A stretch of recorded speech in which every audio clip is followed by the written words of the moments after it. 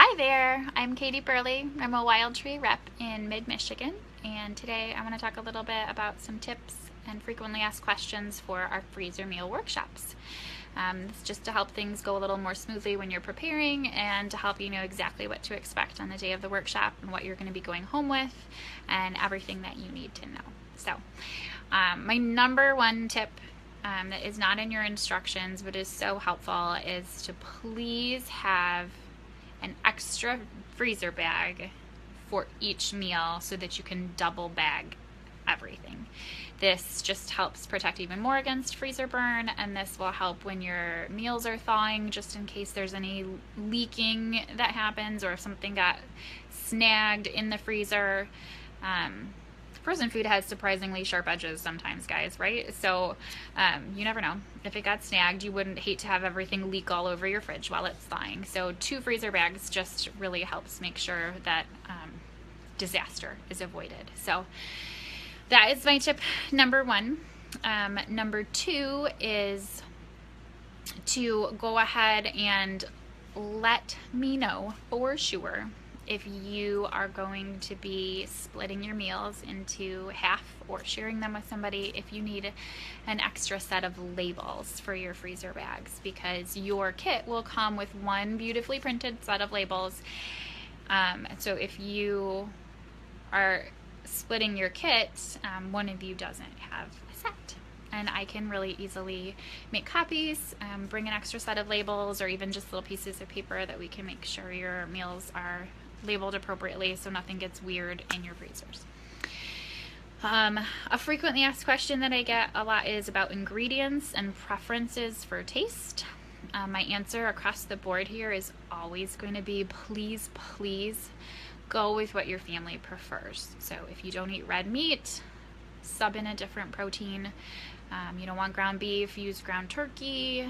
If your family doesn't prefer pork, throw in some chicken, and on and on. Obviously, you may have to make some adjustments for cooking times and understand that flavors will come out a little bit different based on the meat and how it soaks in and how it cooks up. But always go on the side of what you and your family will prefer to eat. The same goes true for vegetables or other additions to a meal. If nobody in your family likes beans, please don't add beans to your chili. They won't suddenly like them. And it would be really sad to have one meal just go over really poorly, but only because you included an ingredient because you were following a recipe. I would hate to have that happen. So please go ahead and make substitutions. If you have questions about specifics, you can always ask me. I'd be happy to answer. However, most of the time recipes are fairly flexible, and it's not going to throw anything off too badly if you swap out one vegetable for another or leave something out entirely. For example, my family doesn't like onions, so I'll put in some absolutely onion blend and then just call it good. And I don't chop any onions for my freezer meal kits ever. We don't like them. All right, the next question is about prepping and what works best. What is the best, easiest way to do this? And the answer is it kind of depends on you. There are 2 options here, and one is to do your prep work ahead of time and to go ahead and spend a night, a couple days before the workshop, prepping your meat, labeling your bags, putting vegetables and things in there and getting all set so that on the day of the workshop you bring a cooler full of meat in their baggies, and you add your sauces and your seasonings and get your complete labels, and then bring the whole cooler back home and stick everything in your freezer and you're done. That's option number 1.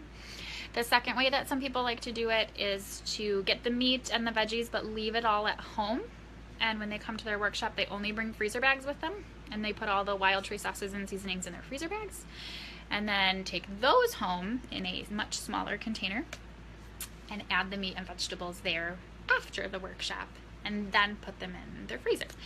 Obviously, one involves lugging a heavy cooler, but then being completely done when the party's over, and one involves no heavy cooler, but still having some work to do afterward. that's complete preference or potentially what circumstance dictates at the time. If you didn't get your grocery shopping done, please know that you can always still come to the workshop and just fill your freezer bags and then go home and get it done later. It is no problem at all, and it will not affect the end result meal that you have. So that's another good thing to keep in mind. I know there are some blogs and sites out there that will strongly recommend one way or another, and really I've had people prefer both ways. So it doesn't make that much of a difference as long as you're doing what feels good for you.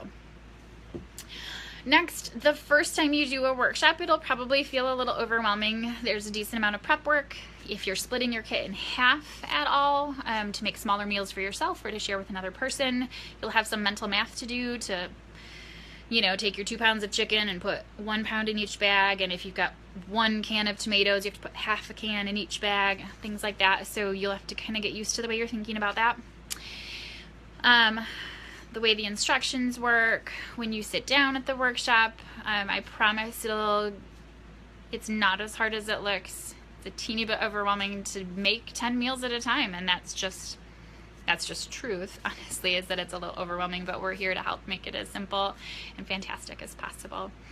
On a side note to that, if you are splitting your meals in half, either for yourself or to give to another person, please let me know ahead of time, and I can print out an extra set of labels for you so that all of your bags can go home labeled instead of just half of them, because your kit will only come with enough labels for 10 bags for your original 10 meals.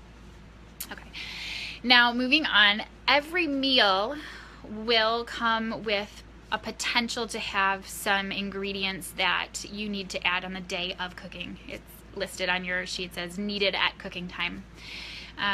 If it's a Wildtree product, it will be in your kit already. We will have given that to you. It's included in the price.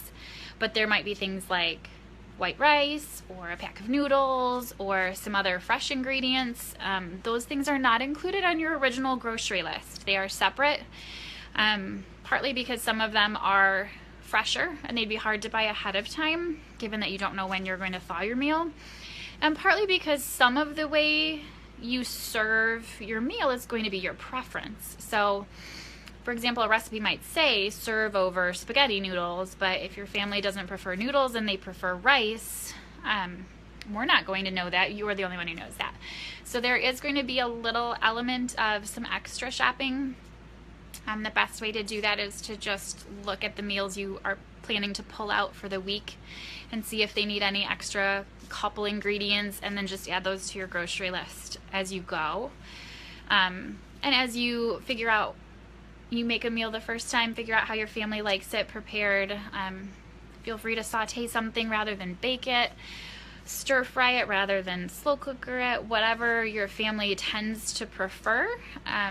Again, goes along with that theme of whatever you can do that will help make your kit most successful for your household is absolutely the way I want you to go, because what we really want is to be making things easier successfully in your household, and a meal that people won't eat is just not successful.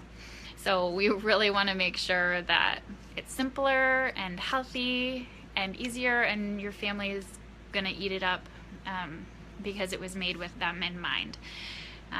So those are a few of my tips and frequently asked questions answered. I hope this video is a little bit helpful as you start thinking about attending your workshop.